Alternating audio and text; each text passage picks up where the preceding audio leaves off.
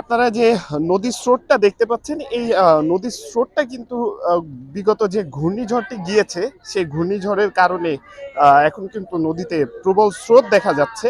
আমরা এখন আছি রূপসা ঘাটের কাছাকাছি এলাকায়, এবং আপনারা নদীর ভিতর দেখতে পাচ্ছেন কোস্টগার্ড এবং নৌপুলিশ একটি ডুবুরিদের সাথে মিলে একটি কাজ করছে। যে কাজটি হচ্ছে, কিছুক্ষণ আগে চার বন্ধু মিলে একসাথে নেমেছিল নদীতে গোসল করার জন্য। এই গরমে তারা কষ্ট পেয়ে, তাদের যে কষ্টটা আছে গরমের কষ্ট, সেই গরমের কষ্টটা কাটাতে এই রূপসা নদীতে নেমেছিল। কিন্তু সেই রূপসা নদীতে নামার পরে তিন বন্ধু ফিরে আসলেও আরেক বন্ধু ফিরে আসেনি, যার নাম হচ্ছে, আমরা এতক্ষণ জানতে পেরেছি, দিশান নামের একটি ছেলে এই নদীতে নিখোঁজ হয়ে আছে।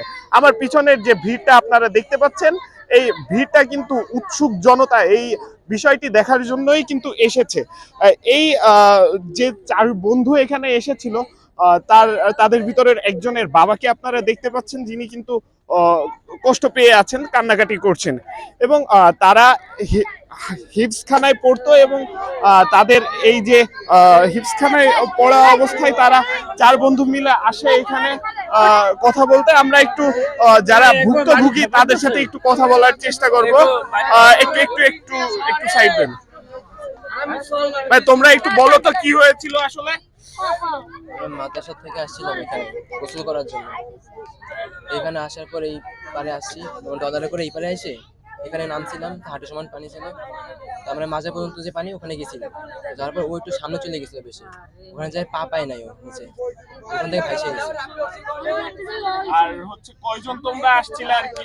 আমরা চারজন আসছি। আর বাকি দুইজন?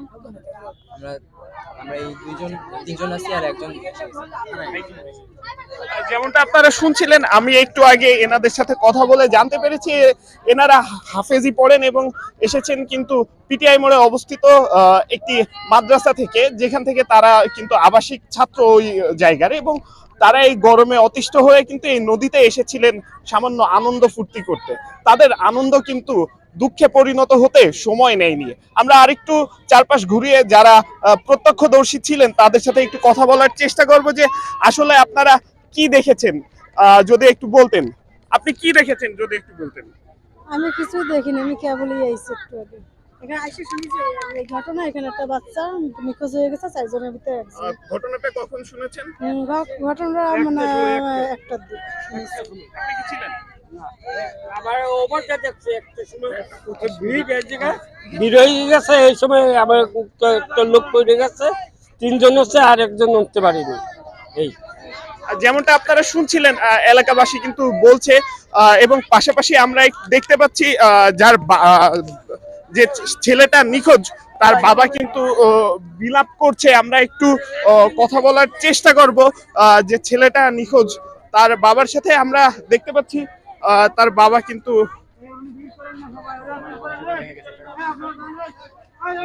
আমরা দেখতে পাচ্ছি তার বাবা কিন্তু আসলে মানসিকভাবে খুবই ভেঙে গিয়েছেন, ভেঙে পড়েছেন। এটা স্বাভাবিক, ভেঙে পড়াটা। তার বাবা কিন্তু মানসিকভাবে ভেঙে পড়েছেন, এবং তার আত্মীয় স্বজনদের কান্নাকাটি করাটাও স্বাভাবিক। এভাবে একটি প্রাণ চলে যাক, এটা কারোরই কাম্য নয়। আমরা আরেকটু আশপাশ থেকে জানার চেষ্টা করব কোন প্রত্যক্ষদর্শী এই বিষয়টি সম্পর্কে জ্ঞাত কিনা। আমরা কিছুক্ষণ আগে দেখেছিলাম একজন যিনি তাদেরকে উদ্ধার করেছিলেন। আমরা একটু তার সাথে কথা বলার চেষ্টা করব।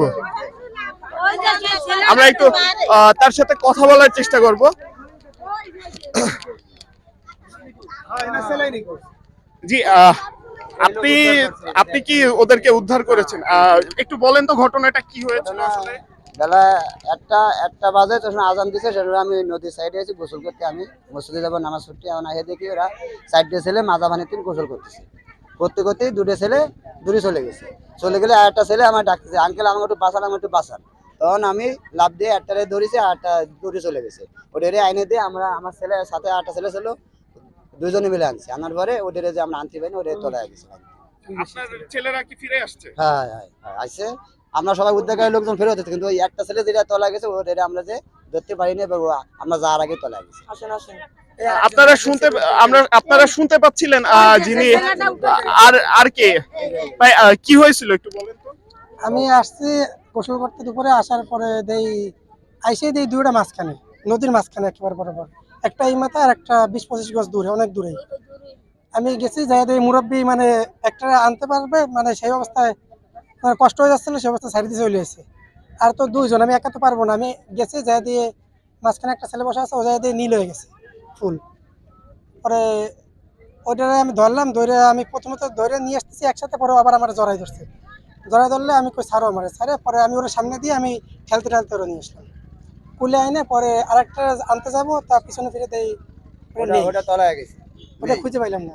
ওটা যে আমরা খুঁজে না পারবার আমরা আবার সাঁতার দিয়ে চলে এসে এগে আমরা উপরে উঠে ধোয়া টোয়া করে লোকজন আমরা ডাক করি, সিল্লেবেলা করেছি। তখন আমার লোকজন হয়ে এক জায়গায় ওকে পানি চুরি খাওয়াইছি। তারপর তো এই ডুবনিরা আইসে আমাকে মানে পাবলিক ডুবনি ওকে দিয়ে নামাইছি, পরে তো নৌবানীরা আছে। যেমনটা আপনারা শুনছিলেন, যারা এই তিনজন বাচ্চার দুইজনকে উদ্ধার করার চেষ্টা করেছিলেন, তাদের মুখেই কিন্তু আপনারা এতক্ষণ শুনছিলেন যে তারা কিভাবে এই উদ্ধার কার্যক্রম চালিয়েছে।